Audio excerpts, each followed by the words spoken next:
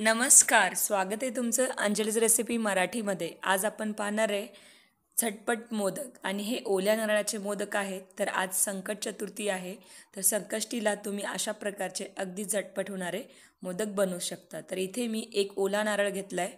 तर अशा प्रकारे आपल्याला इथे अख्खा एक नारळ वापरणार आहे आपण. त्याचबरोबर इथे अर्धी वाटी आपण दूध पावडर वापरलेलं आहे, याला मिल्क पावडरसुद्धा म्हणतात.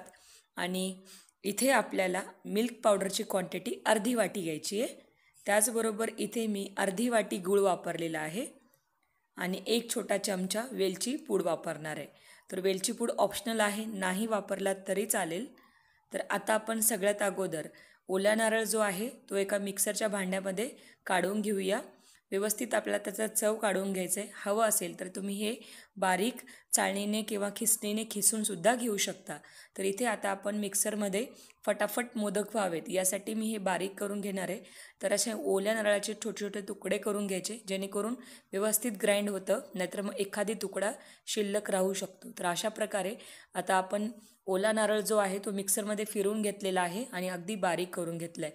तर अशा प्रकारे आता आपण बाउलमध्ये हा ओला नारळ काढूया. तर आपण तळणीचे मोदक, उकडीचे मोदक करतो नेहमी, पण अशा प्रकारे जर तुमच्याकडे वेळ नसेल तर अगदी 5 मिनटात हे मोदक होतात, पण अतिशय छान चव लागते.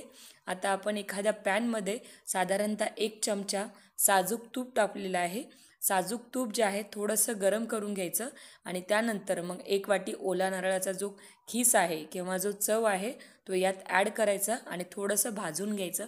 साधारणतः 1-2 मिनटं आपण याला फक्त परतून घेऊया, म्हणजे ओला नारळ कच्चा राहणार नाही आणि साजूक तुपामध्ये फ्राय केल्यामुळं याची टेस्ट अजून छान लागते.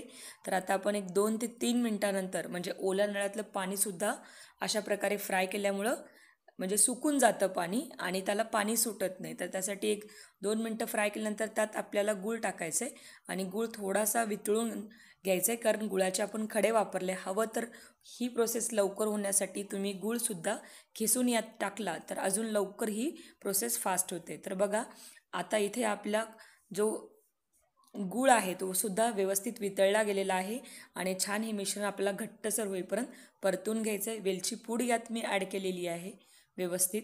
तर बघा, स्टार्टिंगला गूळ टाकल्यानंतर थोडंसं पातळ होतं, पण हळूहळू हे घट्ट होतं. साधारणतः 3 ते 4 मिनटात एवढे आपले मोदक छान बनणार आहेत. बघा, फटाफट आता यात अर्धी वाटी आपण मिल्क पावडर ॲड करूया. मिल्क पावडर टाकल्यानंतर खूप जास्त आपल्याला परतायचं नाही आहे, नाहीतर मग थोडंसं चिटकू शकतं हे मिश्रण खाली. तर त्यासाठी असं थोडंसं ड्राय झालं की मग आता आपण गॅस बंद करून घेऊया आणि हे जे मिश्रण आहे एका ताटात काढून घेऊया.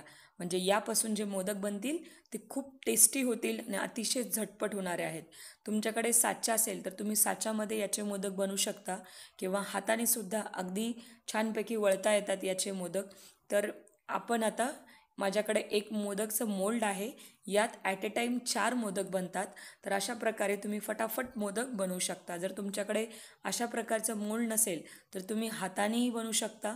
खूप झटपट होणारे मोदक आहेत, पण अतिशय टेस्टी आहेत. बऱ्याचदा आपण तळणीच्या मोदकाला, उकडीच्या मोदकाला बराच टाईम लागतो, तर तुम्ही अशा प्रकारचे झटपट मोदक बनवू शकता. या अगोदरही आपण केळ्याचे मोदक पाहिलेले आहेत किंवा 5 मिनटात होणारे मोदक वेगळे पाहिलेले आहेत आणि या अगोदरही बऱ्याच प्रकारचे मोदक आहेत.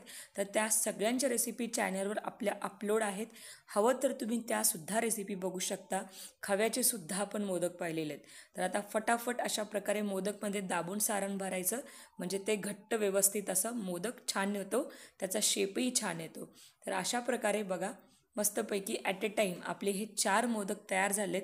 अगदी छान कलरही आलेला आहे आणि व्यवस्थित जर गूळ थोडासा तुमचा पांढरट असेल तर मोदकाचा कलर थोडासा पांढरट येतो आणि अगदी थोडासा काळसर असेल तर काळसर दिसतो. आता आपण एका प्लेटमध्ये हे मोदक छानपैकी काढून घेऊया. तर असा गणपती बाप्पाला अगदी झटपट होणारा नैवेद्य किंवा मोदक तुम्ही फटाफट बनवून दाखवू शकता. तर बऱ्याचदा आपल्याकडे टाईम नसेल तर मग अशा प्रकारे मोदक तुम्ही बनवू शकता. तर नक्की ट्राय करा. बघा, आता दुसऱ्यांदाही तुम्हाला याच प्रकारे मी अजून मोदक बनवून दाखवलेले आहेत. सेम प्रोसेस आहे. जर मोदकाचा मोल्ड असेल तर छान आकार येतो आणि फटाफट बनतात. हाताने सुद्धा तुम्ही पटापट बनवू शकता, पण जर मोल्ड असेल तर त्याला छान असा आकारही येतो आणि बनवायला अगदी सोपं जातं. तर अशा प्रकारे आता आपण हेही मोदक असं व्यवस्थित भरून घ्यायचं. जर सारण व्यवस्थित भरलं की मोदकाचा आकार छान येतो, नाहीतर मग थोडेसे असं पोकळ पोकळ होऊ शकतात. तर बघा, आता दुसऱ्यांदाही याच प्रकारे मोदक बनवून घेतलेले आहेत आणि सगळे मोदक आता मी एका प्लेटमध्ये काढून घेणार आहेत. साधारणतः एका नारळाच्या मोदकापासून जवळपास आपले इथे 11 ते 12 मोदक तयार आहेत. तर नक्की ट्राय करून बघा. रेसिपी खूप सोपी आहे. रेसिपी आवडली तर जास्तीत जास्त शेअर करा, लाईक करा. तुम्ही जर चॅनलवर नवीन असाल तर चॅनलला सबस्क्राईब करायला बिलकुल विसरू नका. सोबतच जे घंटीचं आयकॉन दिलं आहे त्यालाही क्लिक करा, म्हणजे कुठलंही नोटिफिकेशन तुम्ही मिस करणार नाही. पुन्हा भेटूया आपण अशाच एका नवीन रेसिपीसोबत. तोपर्यंत टेक केअर. Bye bye.